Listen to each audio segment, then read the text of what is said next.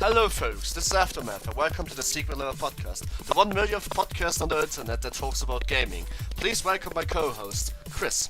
Welcome to the show. How are you? Thank you, I am great, I'm fantastic, I'm brilliant, and all those fantastic adjectives that you can come up with. No, that's really fantastic, isn't it? Indeed. Well, so, what's up to you? How's your life going? How's everything running for you? It's going pretty well. I only considered suicide 3 times today, so that's a new record. Does your work really that bad? Yep, pretty much. Alright, cool. So we have bad work at the bad country. Anyhow, so let's kick right off the bat. What did you play in the last few days or weeks? Well, in the last few days I've been playing this game called Enemy Mind. Have you heard of it? Not really. It was in the new Humble Bundle, the one where they teamed up with extra credits. Oh yeah, actually I've watched that episode, the one game in the Humble Bundle which you can change your weapons by changing your ship, right? Yeah, exactly. You're basically like this alien consciousness that can transfer itself from ship to ship, and this, every type of ship has a different weapon. And it's actually pretty cool, it's really fun to switch around ships. So what's the point of the game actually? Because I heard that you switch around and it's a conflict between two sides, but what are you doing? Is it still a side scroll or is it a reverse? Yeah, it's exactly like a side scroll, like kind of like Gradius, you're going from left to right constantly, and the point is to reach the end of the level to beat the final boss and go to the next level. Well, it's the basic side scroller. Yeah, exactly, it's a very basic side scroller, but the cool thing about it is that, since there are, as I said, there's two sides fighting, there's humanity and then there's this alien race, which is really cool. So, both of them have very different weapons and very different ships that you can acquire. But the cool thing about it is that you're basically, those two sides are fighting each other, but they're also fighting you. So you're kind of like stuck in the middle of this conflict and you can take over any ships and from both these races, and you can destroy all the other ships regardless of who they belong to. So the human ships, they have more conventional weapons like they have missiles, they have lasers, that kind of stuff, while the alien weapons have more extraordinary features. Like with one of them you can just use your ship to ram into other ships. The other you can like leave a trail, you can make walls so that the other ships can crash into them, that kind of stuff. That kind of sounds like the humans already lost the war. They're kind of losing the war, yeah. I mean, by the time you're starting the game, they're pretty much preparing to go all out and just do a one final desperate assault on the alien homeworld. That's pretty much what the game is all about. And you're a third side helping or just having fun?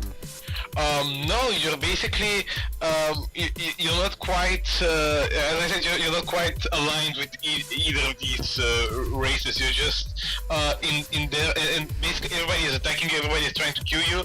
It's kind of like self-defense, but you kind of feel at the same time that there's something pushing you forward. Okay. It's kind of hard to explain, but basically there's a little bit of a story in this game. You awaken with no memories, no feelings, no nothing. You're just like this space mind that just has been stuck in this ship for like 5,000 years or whatever. So when they discover you, you start going from point A to point B because something is driving you to go there, but you're not quite sure what. And everybody and everything is trying to kill you. The aliens know about you, while the humans are just basically attacking you because they see you as a threat.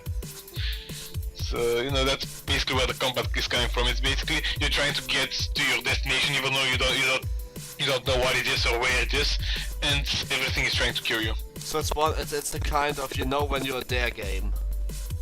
Yeah, I suppose so in a way. Alright, sure, cool. Anything else? No, I don't think so. It's a pretty cool game. I mean, the thing about it is that it's I'm not sure if it's too easy or too hard.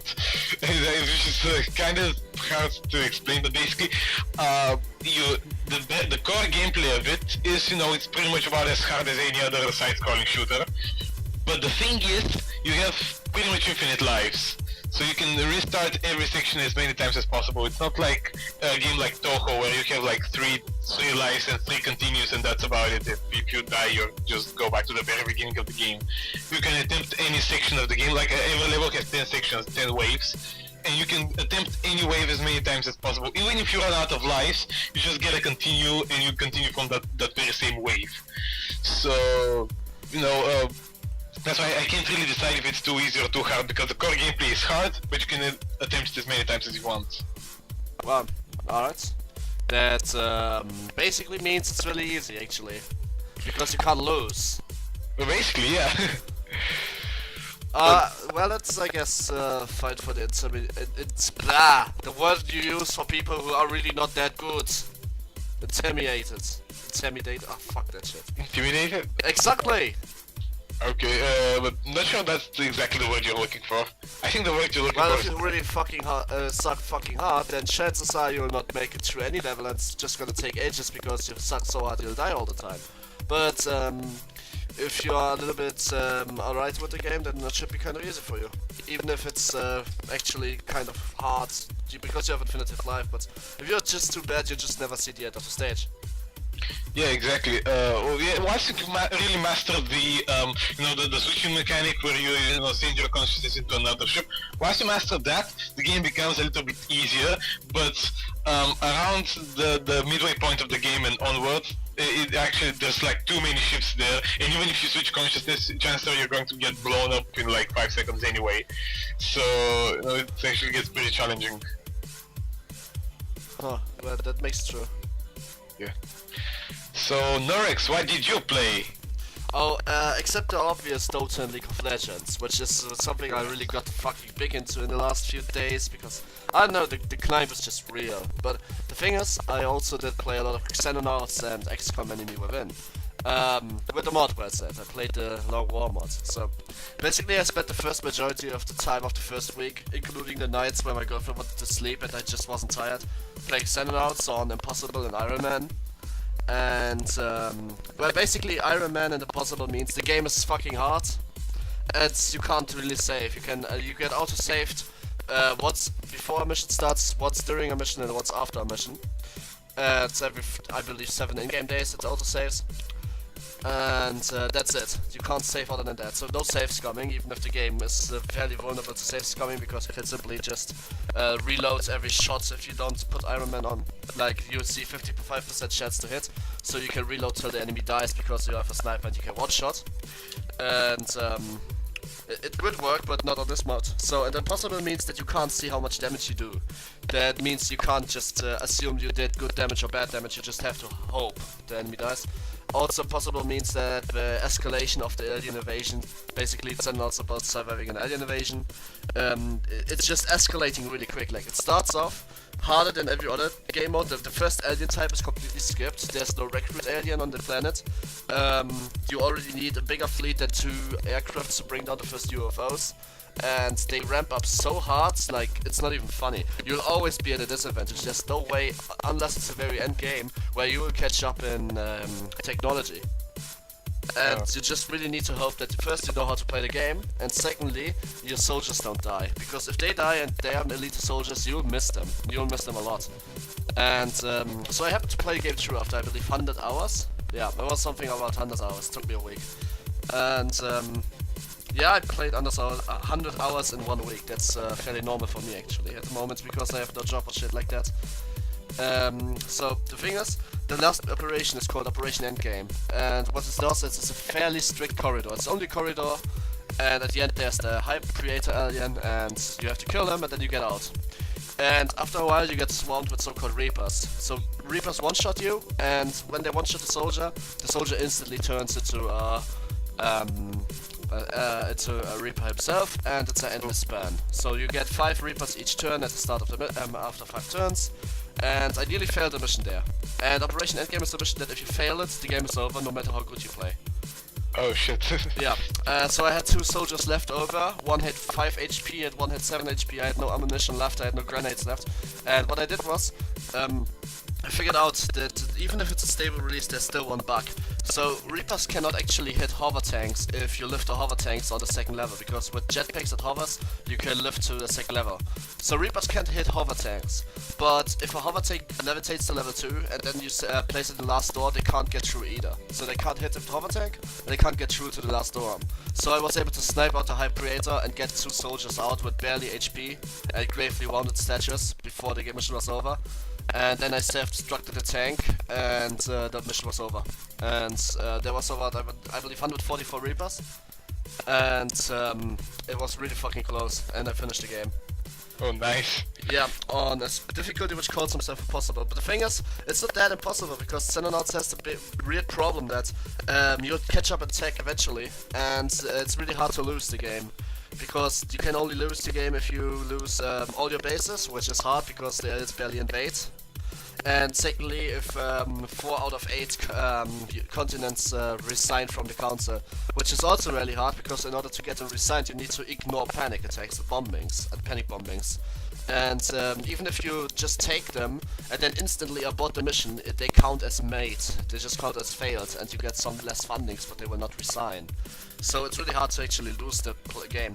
And so I catched up, and after 10 hours after catching up, like having all the techs, I had so much I had a redundancy of resources allowing me to get the best weapons and armors, which shouldn't be possible.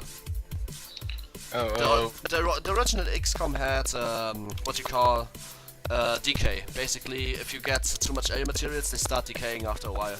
Xenonauts doesn't have that, so you have too much resources at one point. Okay. Well, it kind of sounds to me like, you know, this impossible difficulty is basically trying to make the game as realistic as possible, you know, with everything that is happening, you know, if you lose like the mission, you lose the game and that kind of stuff. With how a lot of enemies can one-shot you and how you can save Xcom and that kind of stuff. It reminds me of a lot of these games that have the final difficulty, which is trying to make the game very realistic, like The Last of Us, which has the grounded difficulty, which, you know, makes most enemies kill you in one hit, and removes your interface, removes your ability to see through walls, and those kind of video game type things. And Left 4 Dead, I believe, also had a final difficulty which was trying to make the game realistic. So that's kind of, you know, like a trend.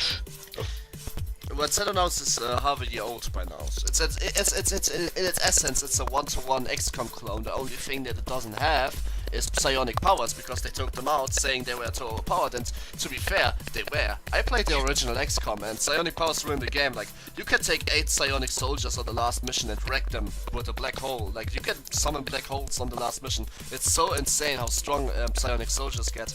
And the way to train them back then, basically you put them on a easy to, basically you shot down a UFO, then you go to the crashing site, and if it was a small or medium crashing site in the end game, which was basically no threat anymore, you just put them in your landing ship, then you put them somewhere where they can't die no matter what happens, and then you just rush the mission, and they can't die, and then they get experience, and that's how you train them. So yeah, they have a point there. Psionic powers are way overpowered as shit, especially when you can start taking over and mind-controlling enemy officers, which have better weaponry at 500 HP and always hit and can shoot 3 times the turns, shit like that.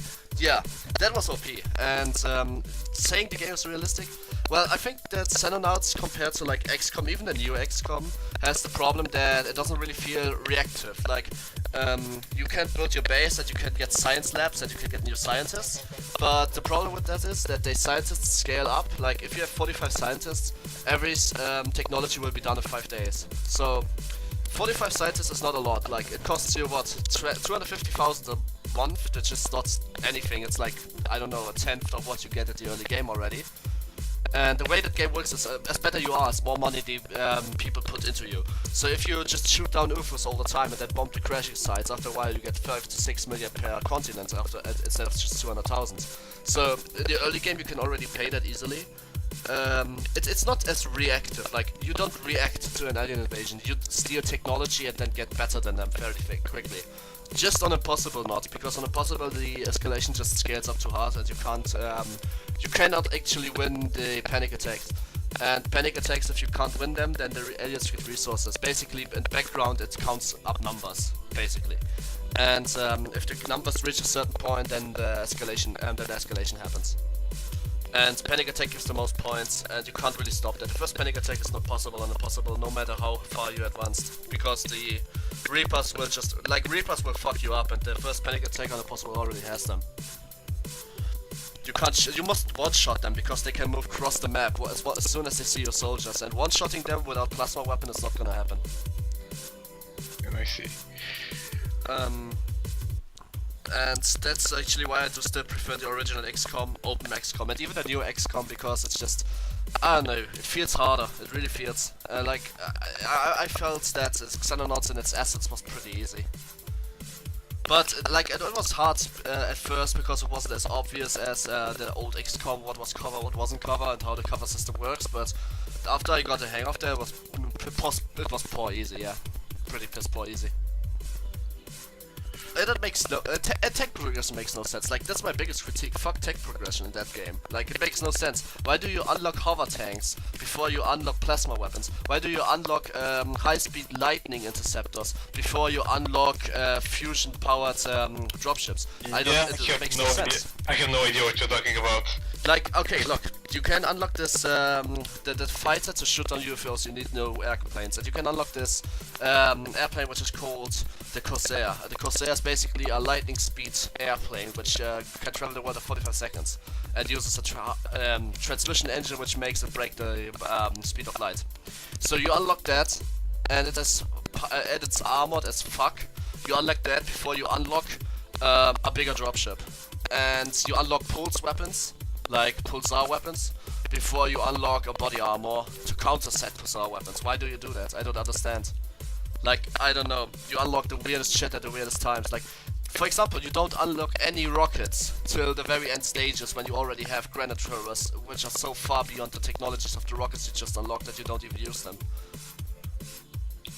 I don't know, does tech progression depend on, like, is it randomized, or does it depend on on your playstyle or something, like, or is it the same every time? No, it's basically, it depends on what you captured from the aliens. Like, if you shot down 10 UFOs, and one of them was a flight computer, which was still intact, then you unlock every technology related to a flight computer.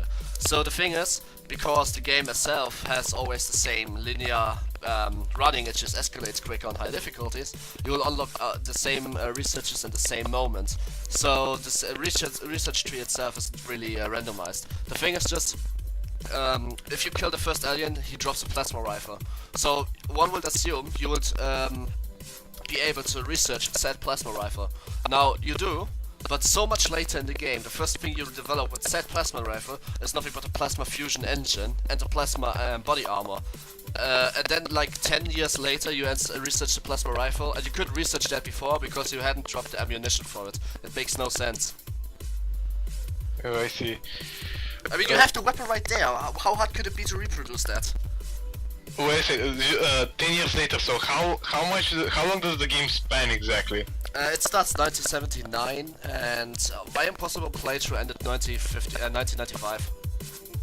Okay, so it's like about. You simulate every day, so, and if you have the whole map covered with radars, you will have about 10 UFO attacks a month, maybe 20, depending on how much resources the aliens currently use. Okay. Well, it's no civilization. It's definitely no civilizations, no. It's not 20 years a day. It's really every hour. Even like every hour counts even. You can literally send a dropship to, let's say, Australia, and your dropship is located in Russia. And on the flight of those 4 hours, a terror attack could happen. And if you finish the mission and the dropship is back, the terror attack could already been over and nuclear bombed by. Basically, the moment you ended your mission in Australia, the government could already have decided to pull a nuke on the city and kill millions of lives, and is very angry at you for not coming. So every moment counts, really. You gotta plan ahead. Yeah, I see. Well, you can't exactly, plan where the aliens are going to attack, right? I mean, if say, they attack Australia, and it takes, a certain amount of time to travel from your base to Australia, that's not really up to you. I mean, you can't psychically predict where they're going to attack, right? Well, you can. At one point, you'll unlock the quantum computer, which is fairly early actually. And if you build that in your base, then you can see the intent of invasion fleets. So you can see in the space as well, not only on the Earth, and you can see which fleet is approaching which continent with which intent. Oh, Like the intent could be scouting, intent could be resource gathering, intent could be bombing, intent could be abductions, and intent could be panic attacks. So you can only see the continent, but you can see how fast it will be there and when it will arrive. That's your first that's basically the first measure you really have to defeat the aliens. Like this is the first really important item you need in your every base. Yeah, that sounds pretty cool. Yeah, it's pretty cool, but without that item you're pretty screwed. Yeah. Yeah. Well, I personally never really could get into XCOM, but now I might actually give it a shot, you know. I mean, this sounds pretty interesting, pretty cool. This whole micromanagement thing.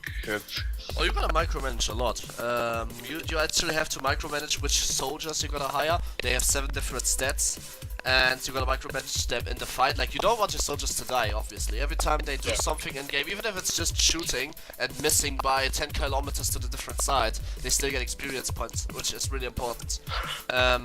You lose your equipment actually. If a soldier dies, or if all your soldiers die, you will not regain a single piece of equipment. So if you put, like, let's say 8 plasma rifles on your squad, and the whole squad gets wiped out, say goodbye to those 8 plasma rifles.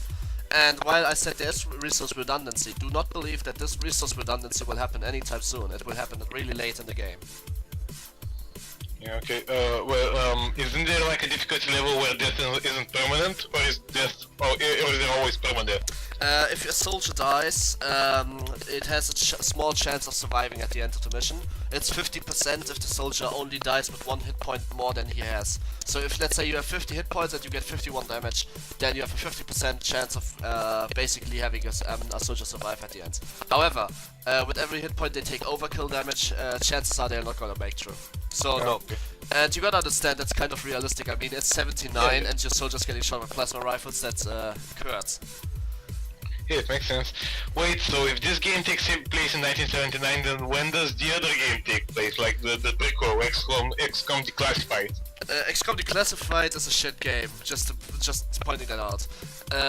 It takes place around the same time, I think the 90s? Yeah, the 90s sound good. The time of Fedoras, yeah, 80s or 90s. Somewhere in that order. The time of Fedoras was definitely not the 90s, man. I don't know, it's the time of Fedoras, and I'm not sure if... So 60s, something like that. Yeah, it could happen before that. I think it was close after the Second World War, actually, now you say that. And the Declassified is just something I don't really like to talk about, because it's just not XCOM, it's a piece of shit, it's a wannabe shooter. I've heard it compared that it is, you know, it's very similar to Mass Effect. It's very similar to Mass Effect. Just imagine that once your crewmates die, they never come back. And secondly, imagine they are stupid as balls and never run into cover. They actually charge the aliens when being under-equipped and under-weapons, 10 to 1. And imagine because of that you have 100 different stories which are to tell, but they are so flat out shit because every time a soldier dies a new one needs to come with a unique personality. And yeah, that's basically what happens. So, you have this, and the original XCOM, like the other XCOMs, they are in a modern time. The real XCOMs, the strategy games are like 90s or 2000s. Okay. And basically, let's say, like I said, also I'm playing XCOM Enemy Within, which is the newest XCOM, the add-on to the newest XCOM, and it's not as hard as the old one because it's a little simpler when it comes to moving your troops. Because really quickly, in XCOM Xenonauts, the way it is, you have time units. Every unit has different coming to stats. Let's say you have 80, and moving costs 6 per turn depending on your strength and what weight you carry.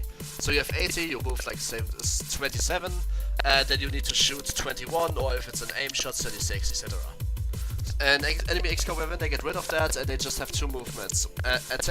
Movement, charge, or double shot. And snipers always need to double shot, by the way. They can't, for example, just move and then shoot. And that's how XCOM works. And I play a mod which is called The Long War, which changes the game, which is actually kind of unique because In short, the aliens have a plan. Like the war doesn't need to escalate. It's already escalated. It's completely there. The aliens take full force.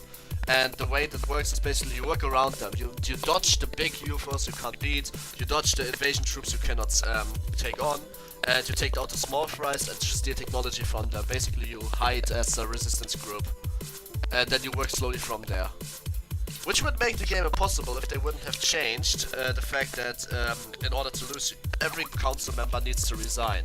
While, in other words, earlier it doesn't mean, but in the original XCOM, like only 8 had to resign, but in the mod everyone has to resign. So that's XCOM Enemy, the Long War. Okay. But that doesn't matter. It's enough about XCOM for now. Yep. Okay, so sounds pretty cool. I might actually check out the games now. I think that I have them on Steam. I'm not entirely sure. I know I buy a lot of games on Steam, so I'm gonna have to check and see if I have them. Xenonauts is the game you're going to if you want to check the original XCOM experience. As said, XCOM Enemy Weapon is a little dumbed down. Yep. Okay, so let's move on to some news. Always some news. News. I'm sorry. What do you want to talk about then? Okay, so I've got a few pieces of news prepared, and I know that you have a few pieces of news prepared as well. Exactly. Okay, so my first piece of news is, of course, the biggest news of the week, the new 3DS model. Nintendo just announced a brand new 3DS model that is basically exactly like the old model, but it's got a second analog stick. But it's not exactly an analog stick, it's just like this little awkward analog knob thing. What? I'm sorry. What? Exactly. Okay, so the new 3DS is the old 3DS, just newer. Yeah, basically, it's got like a new. Okay, so you know where the buttons are on the 3DS, like the A, B, X, Y buttons on the 3DS, on the right side. Right above them is this little analog nub thingy. Now it's like this very small analog stick, which is smaller than your thumb, and now that thing is there. And there are also 2 additional shoulder buttons. Why? That sounds like one of those hardcore fighting game controllers with 25 different extra buttons for the PS3. For no reason. I mean, if you can think about the game, a 3DS game that is so complex that it actually requires 2 additional shoulder buttons, apparently it's for that. Well, wow, so basically Nintendo's moving up to PlayStation 2 levels of difficulty now? Cool. It was about time. So basically you have a glorified PS2 controller with a DS touchscreen and a DS pad, basically. And it's in 3D! Don't forget the 3D, it's very important, even though there's only been, I think, one game which has really utilized the 3D to its full potential, and that's Super Mario 3D Land. Pretty much every single 3DS game that I have ever played is just using the 3D as a gimmick. Well, I think 3D is nothing more but a gimmick, to be quite fair. But, yeah, pretty much. But I guess that's all there is to say. Nintendo sticks to the old guns. I hope just the Wii U would say better. Actually, I'm actually getting a Wii U because there are some nice games I want to play on that console, to be fair. Mostly Bayonetta 2. Nah, actually Monster Hunter, but Bayonetta 2 isn't bad as well. There's some. I actually want to play the Nintendo games like Wonderful 101, Smash Bros. Etc. Like, I know I'm a faggot, but I still want to buy one of them just for those games because they're good. Like, I mean, they maybe I've always the same, but they are still good. I don't know, I personally could never get into Nintendo, you know? I mean, I have a Wii right there, and I played some pretty good games on it, but, my Wii broke about 2 years ago, and I have not bothered to fix it, because there simply isn't anything for me to play that is worth it. I have already played everything there is now. Like, if my PlayStation 3 broke today, even though, even if the repair costs a shit ton of money, I would still go and have repairs right now, because this is a console that I have been using almost non-stop, okay? It's a fantastic console that has a lot of hidden gems on it, and there's no games that keep coming out for it, even though it's already last gen. While the Wii, it has a handful of good games that I'm interested in, but most of them are just, not too good. Actually, I'm also looking forward to Hyrule Warriors because it's the newest addition to Dynasty Warriors, and Dynasty Warriors, like, it's good game, it's always the same, it's my personal Call of Duty. Yeah, I haven't heard too many good things about Hyrule Warriors though. What I've heard is that it's a watered down version of, of Dynasty Warriors. Oh, what I heard is that it's actually pretty fucking good. I don't know, maybe we heard different things, but from what I've heard, the Wii U isn't as powerful enough to, to have a lot of enemies on screen. So there's about maybe 12 to 15 enemies on screen at a time, and that's pretty much the maximum that Hyrule Warriors can have. Well, that's actually not too bad, because if you realize that the Dynasty Warriors 8, was it, the newest one? The one that actually is outside Japanese right now for the PC, there's nothing more than 20 enemies at once on the screen as well, because everything else would crash the game, and everything you kill, it's kind of annoying actually, because every time you kill one, a random one pops out.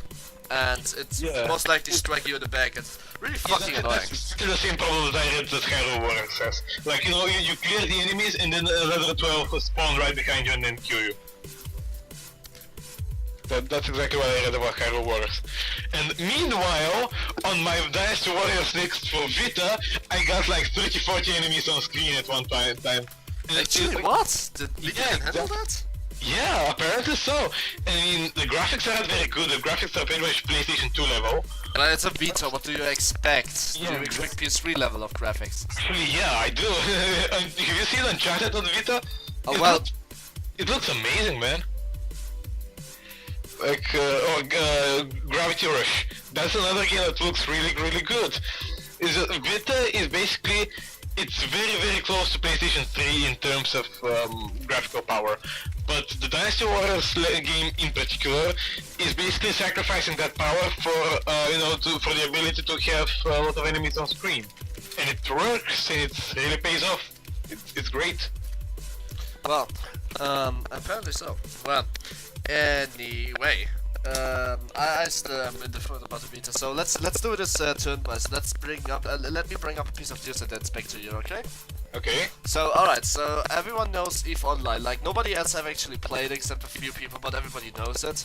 Yeah. Mainly because it happens to come into the mainstream press because of two factors. Once, it's completely open world and everything is allowed except real money trading or scamming, which is why, in essence, every single market scam happening comes to the mainstream press. And secondly, because 5,000 player battles over 24 hours also make it to the mainstream press, and everybody knows of them. Alright. What? We can hear that? Actually, fucking hell. I didn't know that. Anyway, anyhow, basically, CCP, which is the developer, released a mildly unsatisfying financial report. Like, they made plus, like, they made a lot of money, but it was a little unsuccessful. So they decided to turn down the complete studio of San Francisco. Like, San Francisco, the CCP office in San Francisco is completely toned down. Everyone is getting fired. Nobody is getting taken over. And that's about, I believe, 100 jobs gone. I'm not sure. Let me catch the figures really quick. So the thing is, while I'm catching the figures, I can say why this is a big deal. Now, this is not a big deal because of 100 people. I'm sorry, but I don't really care about that. The biggest reason this is a big deal is because there are two people which are really well known, which is CCP Poketulu, aka David Raid, and Joe Gallo, aka CCP JG. Which are two really well-known community managers, which everybody loves, and they were also in San Francisco. Now, they didn't got to Iceland office. They actually got turned down as well. They are officially fired. Well, the worst thing about working in the gaming industry is that your job is very much, unsecure. It's like, there's absolutely no job security there. If your game underperforms, and underperforms can mean everything. It can mean a game selling 3 million copies, like Tomb Raider. The new Tomb Raider, the reboot, it underperformed even though it sold millions of units. Actually, let me hook in there really quick. Tomb Raider sold over 6.5 million units, which was record-breaking, not only for the series, but also for the studio. They just had way too high expectations because they poured way too much money into that title. I'm sorry, but it broke records, it overperformed in my opinion, but alright. Yeah, but I'm talking about exactly like the expectations. If according to your publisher, according to the person who is owning your company, who is giving you money, if your game underperforms, that's it. You're done. You get fired. You get the same thing happened with the studio that developed the Kingdom of Amalur. You know that game? Yeah, of course I know it, but it wasn't that good in my opinion, even though it wasn't bad. Yeah, no, it was a decent game, and they were already working on the sequel when they were just shut down. They couldn't find a publisher to pick up Kingdoms of Amalur 2. They just ran out of money because the first game underperformed. No, it's a very, very unsecure business. So if you're not a super huge name like Warren Spector or Hideo Kojima or something like that, you just it's not a matter of if you're going to get fired eventually. It's a matter of when.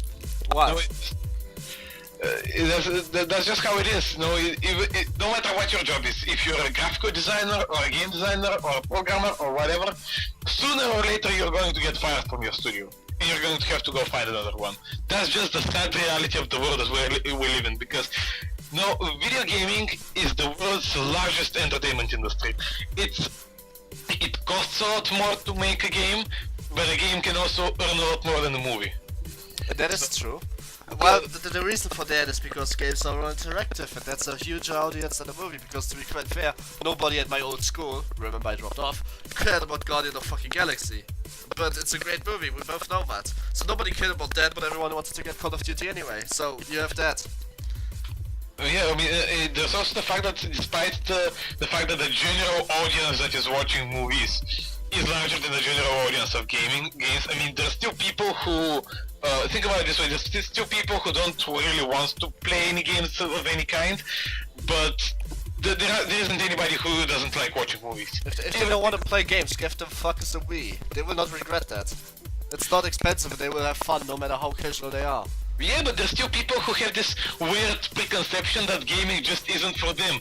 I mean, they think that gaming is just this one huge bubble of games. No, that's just there's not. While it's in reality it's a lot more diverse. No, there's games for everybody, and I believe that everybody should enjoy gaming because everybody can enjoy gaming.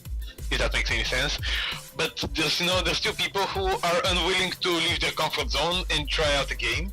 But there isn't anybody who doesn't like watching movies. There isn't a single person in the world who is like, oh, movies, man, I don't like movies. Screw movies. So the general audience of movies is larger than the general audience of gaming.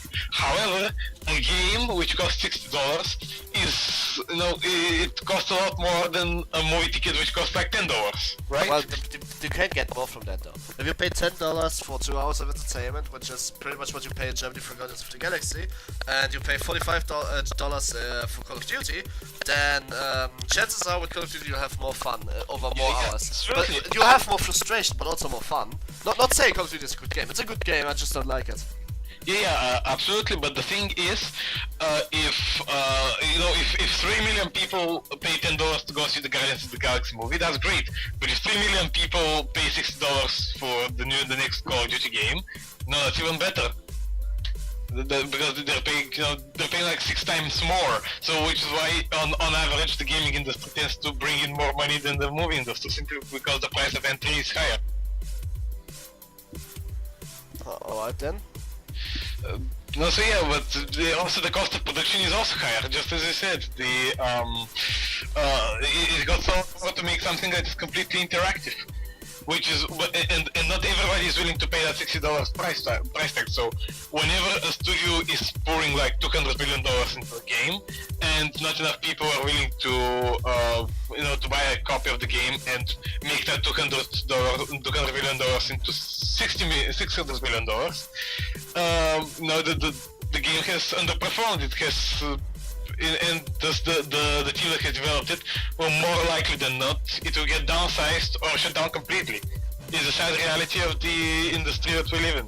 You know, that's why we see so many indies around here, because if their game underperforms, it's no big deal because they haven't put as much money in there. So if their game fails financially, they can just grab whatever earnings they had and use them to make their next game. And just go from there. Well, the thing is, what I really like about the industry really quick is that it seems to be quite a closed thing. Now, I don't want to say that indie development is something like... I believe Phil Fish would say that indie development is something only for people who hasn't got major success. But that's Phil Fish, and I'm saying indie development only works when you're in an indie studio. Like, let's say, take a game called Child of Life, which is the ultimate attempt of Ubisoft to try to be indie. Try to limit themselves on purpose. Try to be as much indie as possible. It failed. The game is bad. Like, I'm sorry. The game is just.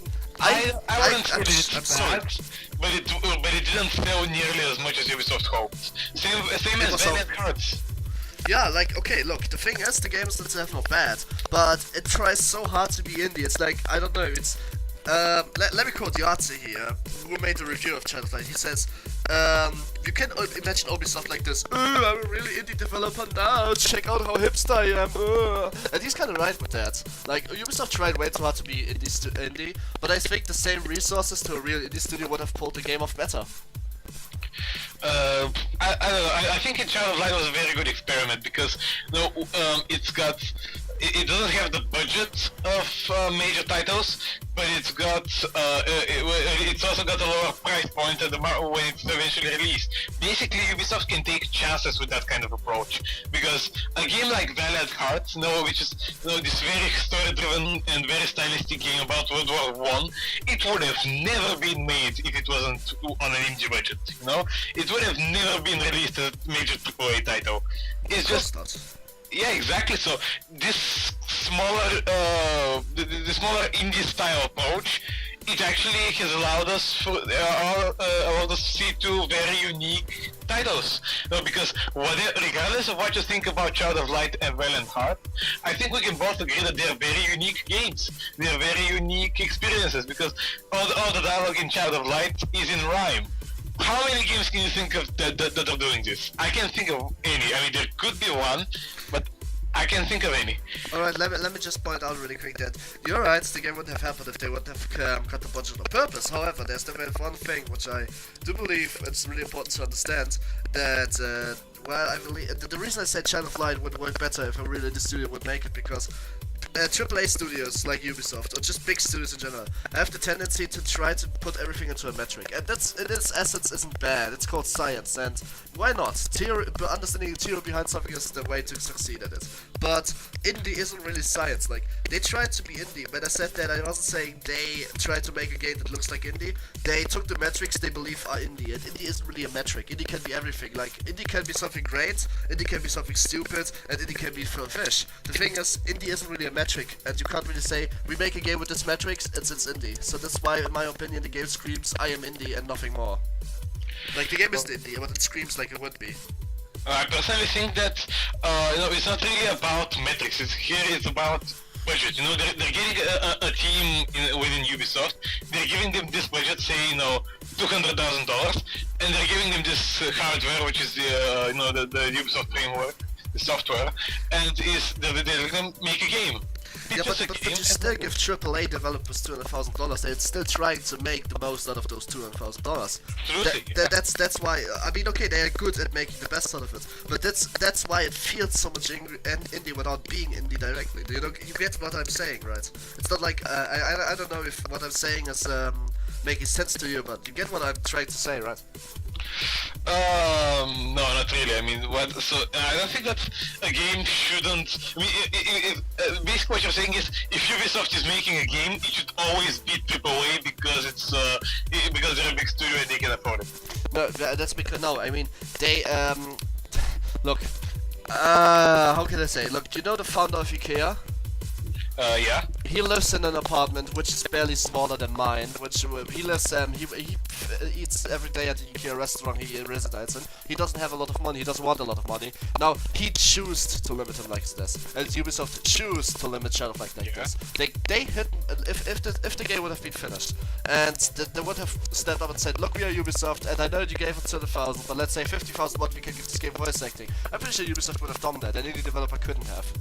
And there's just so much Polish in this game, which only happens because Ubisoft developers who did that are very experienced, big developers in AAA titles. And they just right now had the chance to take the Polishment skills and develop something more artistic than a AAA title. Now, I don't blame them for that. I personally don't think that's bad. Really, I actually think the opposite. It's kind of cool, like that they did that. And the polish of that game is amazing, but some things just cringe, and the game itself isn't that good. And I think the game just screams indie out of every roar, and isn't trying to be something unique. Like, it feels more of an attempt to be indie than an experiment with experienced developers and a very limited budget. That's what I'm trying to say. Yeah, honestly, if you're talking about Child of Light in particular, as I said, that game is pretty unique. Both of these indie-style titles that have come out of Ubisoft are very, very unique, and there's no way that they would have been done with a AAA budget because they're so unique. Alright, the thing is, but really quick now. Let's finish this up because Child of Light has been a little bit redundant at this point. The reason I don't like Child of Light in particular is because I like to read and I like to write. And you know I'm not good at writing, but I know one thing. Fucking rhymes sound different, and the rhymes are really fucking annoying. They go out of So you basically didn't like Child of Light because its dialogue was in rhyme. No, I didn't like Child of Light because I honestly believe it's a little bit of a redundant game with nice gimmicks, but all in all, just you could finish the game by just using auto attacks, and it has very little tactic, but it tries to establish so much, and it doesn't really matter. And I didn't like Child of Light because I personally just didn't really think it was that good of a game. I gave it a 7 or something. I don't actually remember, but I gave it like a 7. Because it was good, but there's just some things I didn't like, and one of the biggest bothers was the rhyming. Because the rhyming was, I mean, you have played the game, right? You know the rhyming was cringeworthy at times. Well, at times, yeah, but overall, I think it's it was a very successful experiment. And again, imagine if that game was being made on a AAA budget.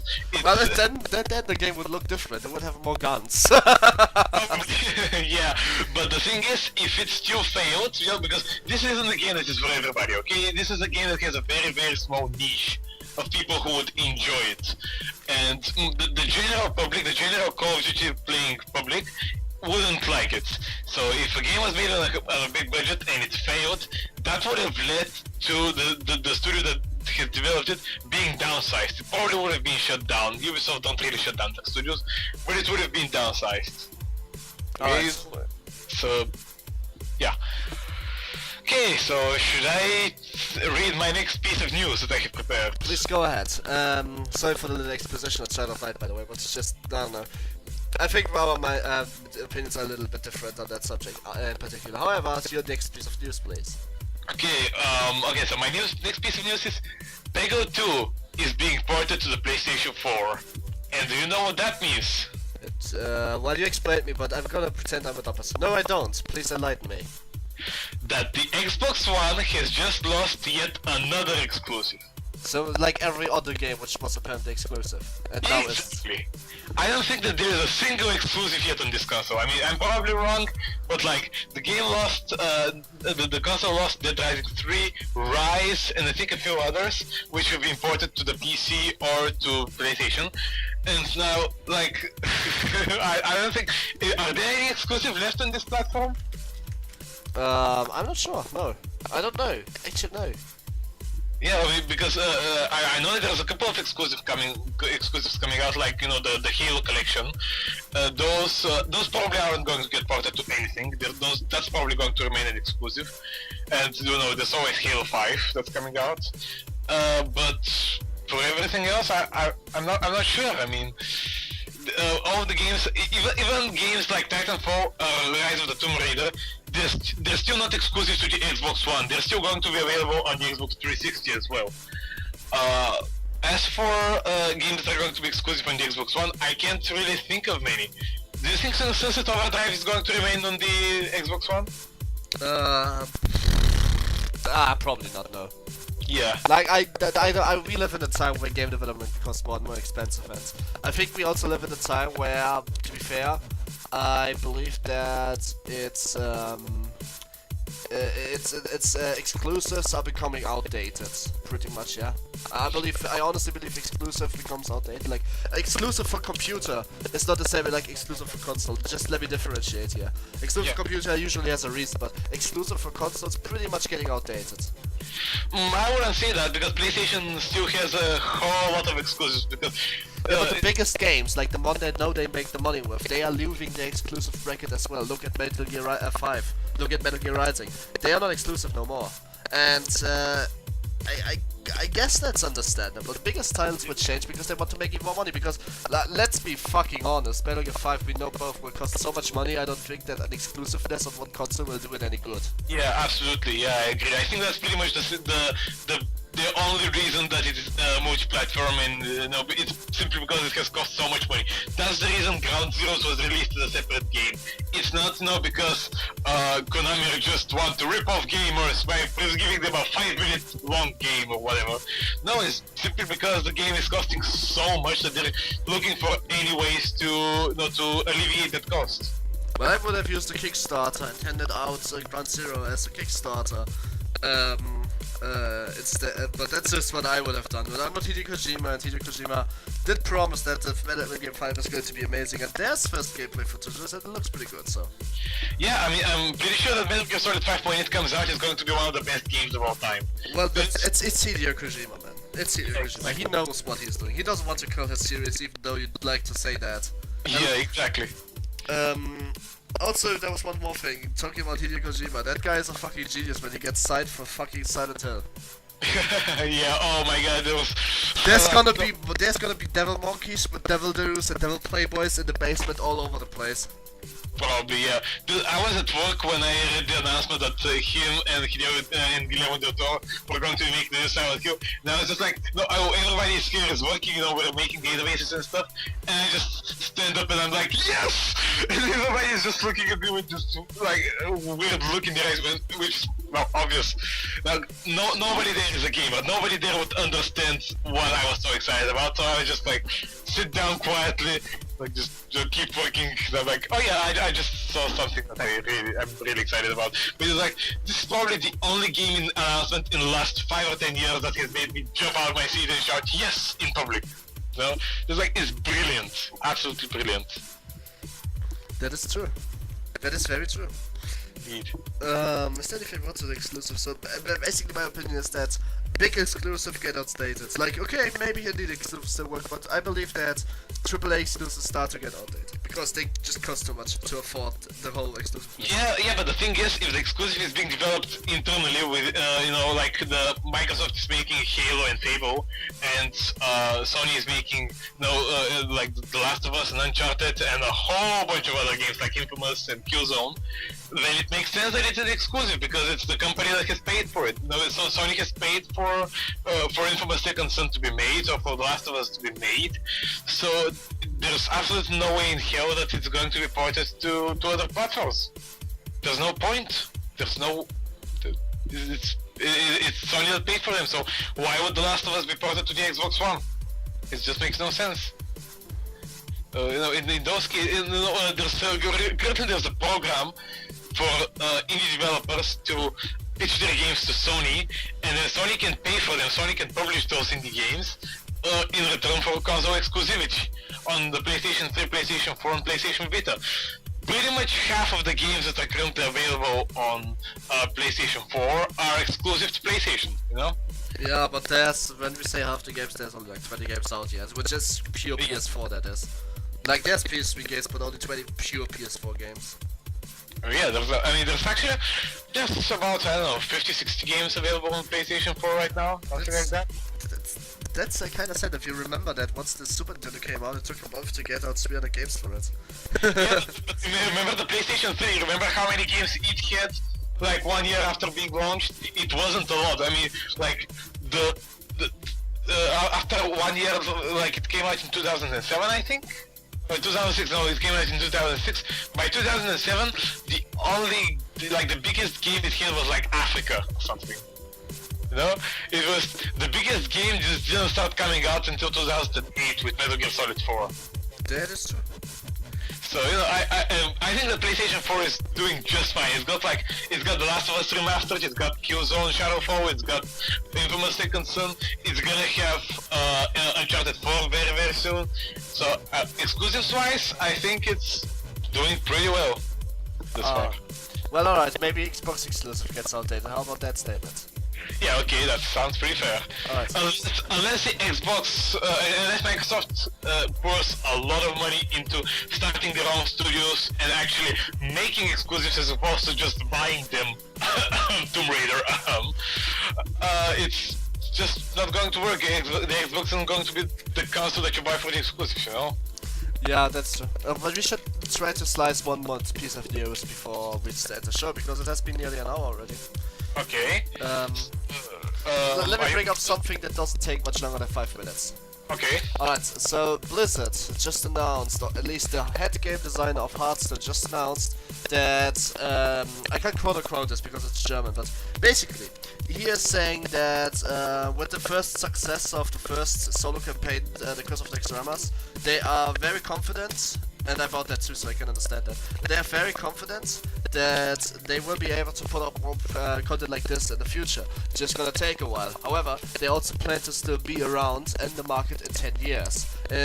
Make content, big exclusive updates which are free, and obviously the smaller solo adventures which cost either in-game money or real money. However, the people need to pull with that, and because of the Exhaust was an experiment in that sense, and the people pulled with it. So they are fairly confident that they'll survive another 10 years if they fall down 25% of the current player base after 5. So if they lose half their player base after 5 years, they think they can still do 10 years before the game will become a little old. It wouldn't surprise me at all. I mean, it's a card game, first of all. Card games ever evolve, and secondly, it's Blizzard. Yeah, exactly, because it's Blizzard.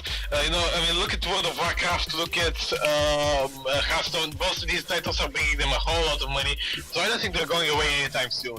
I think that even if World of Warcraft loses all its fan base, even if Hearthstone starts being popular, I'm sorry, but they have still over 6 million subscribers, even if they lost 2 million again. But do you know why that is? Because the new add-on is about to come out. The old add-on is old. I mean, I can't tell you what. I progress rated the last add-on. I was world top 10.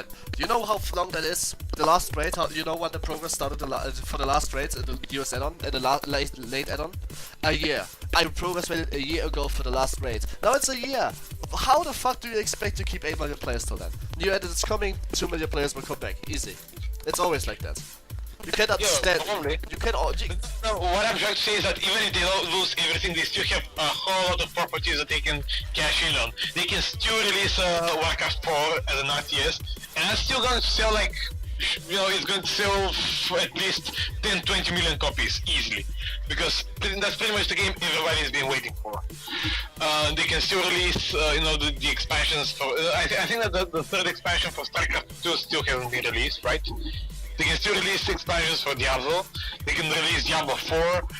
They have so many properties that they can cash in on. So even if they're two big money makers right now, even if they completely dry up, Blizzard is still going to be fine. I'm not worried about Blizzard at all. No, Blizzard's doing really fine, believe me. Yeah.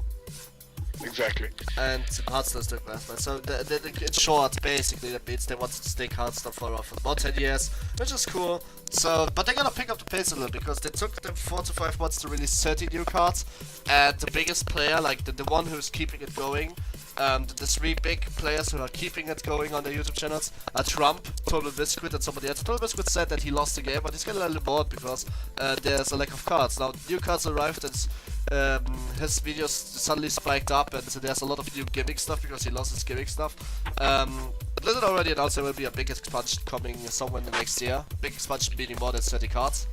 You know, they need to pick that pace up. They need to release one of those big expansions a year. The game has only around about 400 cards, so yeah. They need more cards. I'm still waiting for them to port Hearthstone to Android, because they promised that like half a year ago, and they say that it's going to happen sometimes in 2014, and it still hasn't happened. We still don't have even a date when the Android port of Hearthstone is coming out. Well, I can tell you that's taking a little while because of the thing is they don't just port it. It's not a port. If you play on iPhone or iPad, you're actually playing with the PC users as well, so they recode the whole game for the Android. It's not that simple.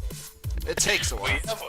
But I mean, it's Blizzard, man. They're like this gigantic, multi-billion-dollar company. Well, they also work on the new World of Warcraft add-on, which will need permanent supervision, and they also work on the next StarCraft add-on, which will take permanent supervision, and they are also working on Heroes of the Storm, which already is taking permanent supervision. Yeah, but at the same time, I said to a multi-billion-dollar company, it's not that hard for them to hire some Android specialists and say, no, point at Hearthstone and say, do it. You know, it's not that hard. That's all I'm saying. Well, the Hearthstone division is fairly small, yeah, that's true. But Hearthstone is still, after all, not like for Blizzard, the minds of Blizzard, Hearthstone is still a risky investment. I understand that, card games always are. I wouldn't say it's a risky investment considering how much money it's been bringing them. That's true, there's already been tons of money, but the thing is, how does it change once they release new cards? They have to check the metrics again. Like, Blizzard is really metric focused, I can tell you. Yeah, absolutely. They must be, otherwise they would fail. They've been metrics focused ever since like the early days of Diablo 2 and Warcraft 2. Well, you can see that in-game by having metrics all over your screen.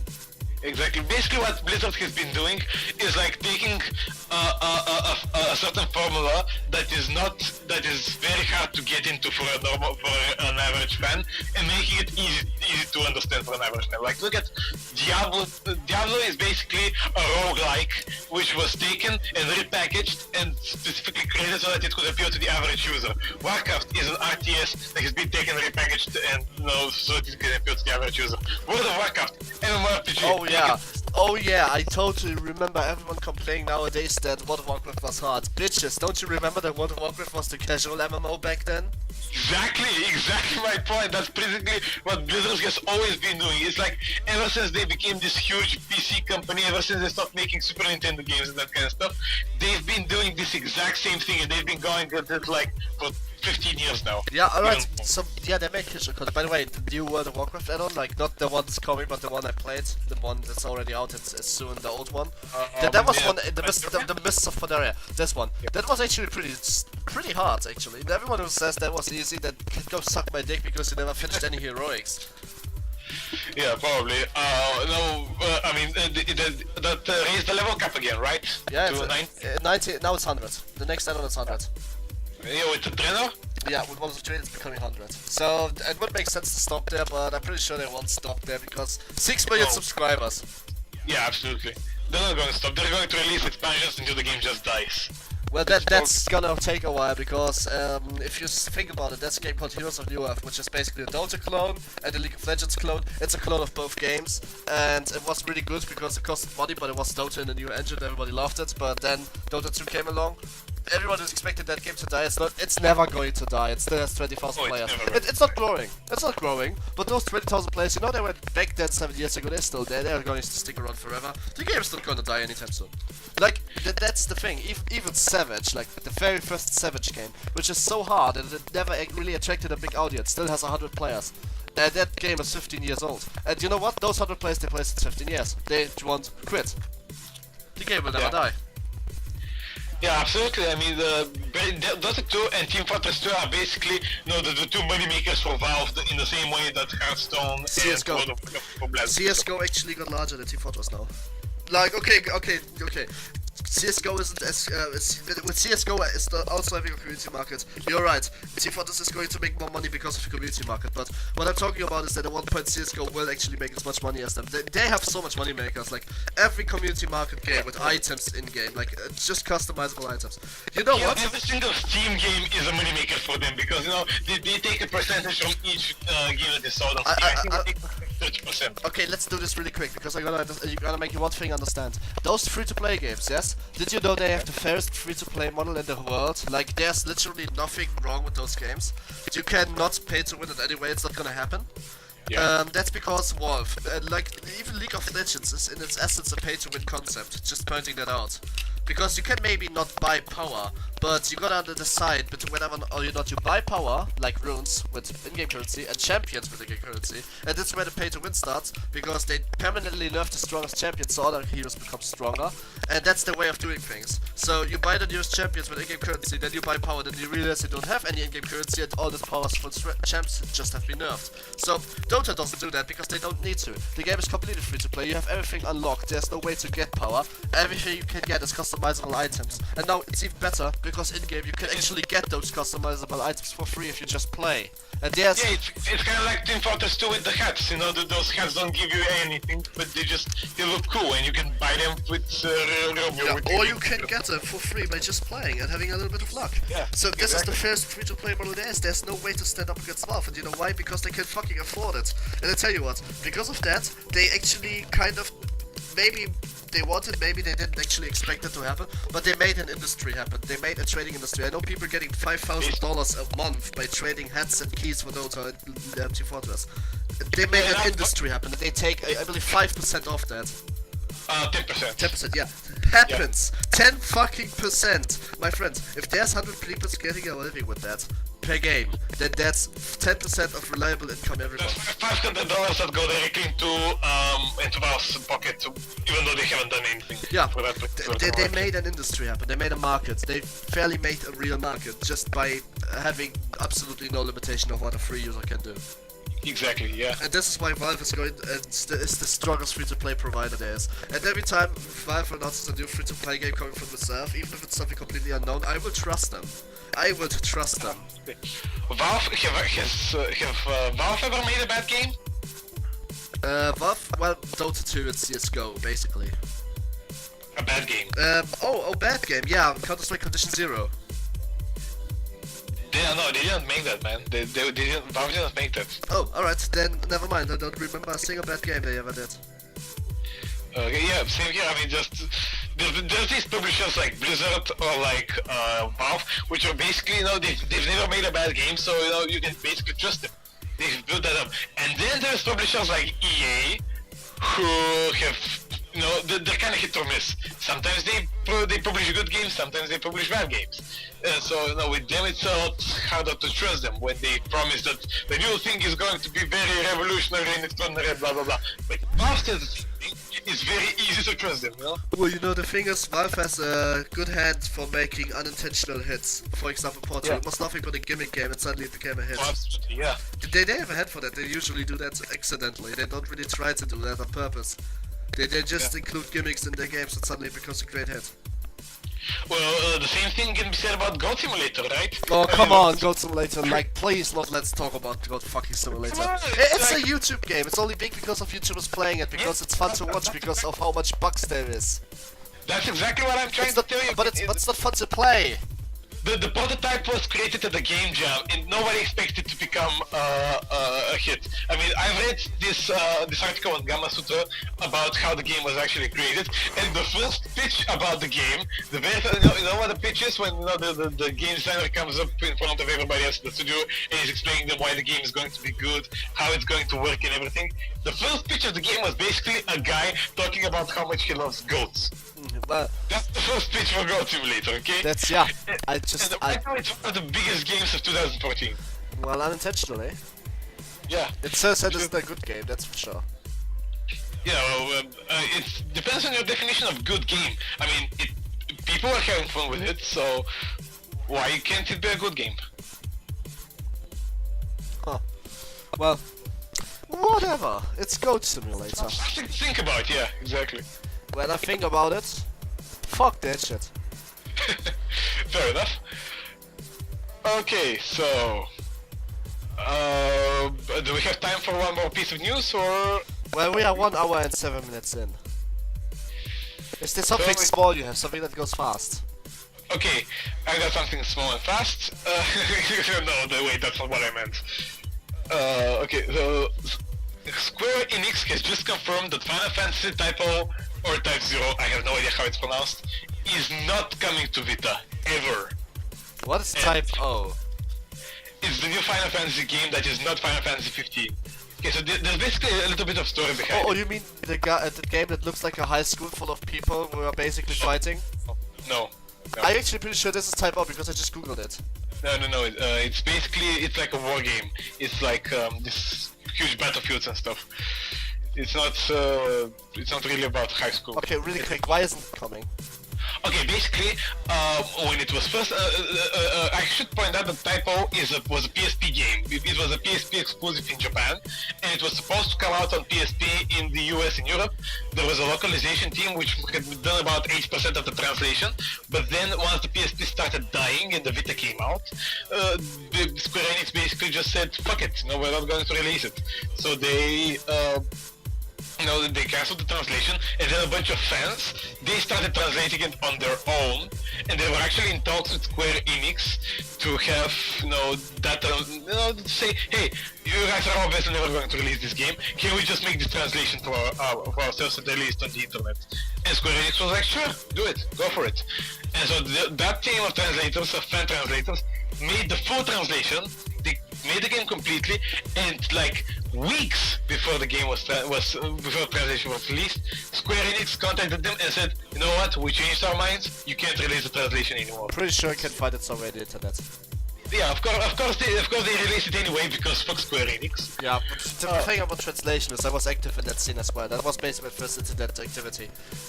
German translation, that is Nuke's translation base. Thing is, easily said, it's not illegal. They can't stop it. It's nothing but an IPS data which changes text. I'm sorry, but it's not illegal. That's not illegal. Everything else is illegal, like having a ROM of the same game and using a PSP emulator to play it is illegal, but everything else, it's completely legal. They can't do shit, it's a ROM hack in its essence. Yeah, exactly. But yeah, what I'm trying to say is that there was the Square Enix gave no explanation as to why the game, the translation suddenly couldn't be released. So a lot of people assumed that the game would be ported to Vita and released, as an HD remake in the States and Europe. Except that's not really what Square Enix did. This was going to be a very big deal because the Vita has been left in the dark recently when it comes to good games, especially good exclusives. I can't think of a single good, really good Vita exclusive that has come out in the past 6 months or so. The Vita is basically dead. Sony didn't talk about it at all during E3 or during Gamescom, and chances are they're not going to talk about it at all during Tokyo Game Show. So, the Vita is in desperate need of exclusives. So Square Enix announced during E3 that Final Fantasy Type O was going to be coming for PlayStation 4 and Xbox One as an HD remake of the game. But when Sony announced it on their site, they also said that the game would be coming out to Vita. This was these three platforms. So did it only get cancelled on Vita or did it get cancelled at all? Yeah, exactly, they cancelled the Vita version. And that caused an outrage. That was like, there was this hashtag on Twitter saying, no Vita, no buy. Basically, everybody wanted to see the game on Vita. Everybody was desperate to get it on Vita. And now officially Square Enix has confirmed that no, the Vita version is cancelled, it's never coming out, it's never going to see it. PlayStation 4 and Xbox One is all that you're going to get if you want to play Type O. And naturally, everybody on the internet is pissed. Well, obviously. But I've just checked the tag and some people still believing it just got cancelled. Yeah, it's not actually clear if the Vita version was cancelled or if it was never in development. But I personally believe that it was cancelled simply because, Sony must have had that information from somewhere that they posted it. They can't just make the Vita port up. They don't. Sony. Actually, one thing to consider is that they did say that if something comes on the PS4, chances are it's coming on the Vita as well as a cross-buy. So maybe they assume that Square Enix is going to do that anyway because they know of that. However, apparently it wasn't the case. Yeah, but Sony aren't idiots. They're not going to announce something if they know that it's not coming out to Vita. If they don't have any information, they wouldn't risk doing that and pissing off their entire audience, which is exactly what they did. Well, controversy is one part to get notoriety. Yeah, but this is a very bad controversy because it's a very bad notoriety, yeah, yeah, exactly. Just as they say that there's no such thing as bad publicity, but I think there is because right now a lot of people who own a Vita and a PlayStation 4 and wanted to play that game on the Vita won't buy the game simply because they feel lied to. They feel cheated, Yeah. They're going to lose sales, and Yeah, to be honest, I think that I'm probably going to buy the game because I'm a huge Final Fantasy fan. Even though I've been disappointed by every single game since like Final Fantasy 9, and even before that there have been a few Final Fantasies. Oh! I'm sorry. Yeah. No, don't do that. Oh! No, never. I'm sorry. No. Okay. Don't. Okay. All right. Or Tidus or whatever. All right. I'm gonna do it. Never again. I just have like PTSD flashbacks whenever I hear it. PTSD. Go on Tumblr. Hashtag PTSD. Still play Final Fantasy 10. Play Final Fantasy 10. Heard that law for God getting panic attacks. Help. Yeah, exactly. I'm getting panic attacks. Like getting this. I hear it in my dreams. It's like all slow down, creepy. Like when I'm dreaming and I just like hear ha ha ha. Like it's actually a super nightmarish and stuff. And then I wake up covered in sweat. And I'm like, damn you, Jesus. Damn you. But, sorry, you can make a point of ironic laughing better across than making him sound like a fucking piece of shit. However, we should not talk about that yet because the Spoony one did and nobody needs to hear it again. Exactly. Okay, so basically, what I was trying to say is that right now the Vita really needs some exclusives. It really needs some good games because, what is coming out right now on the Vita, it's not very good, okay? Like, the latest PlayStation Plus titles that have come out, it's, I don't think I've really played any of them. How about we just don't talk about handhelds anymore, because I think that handhelds have better hands. Yeah, basically, no, it kind of sucks because PlayStation, the PlayStation Vita, it has so much potential. It's like the console of infinite potential. It can handle PlayStation 3 style games on there. It's like seriously, look at Uncharted Golden Abyss. I still can't get over how amazing this game looks, and it's just like. Sony just forgot about it. Sony just forgot about the Vita. That's like the problem that every single Vita fan has with the console. Sony just forgot about it. Sony has stopped supporting it with exclusives.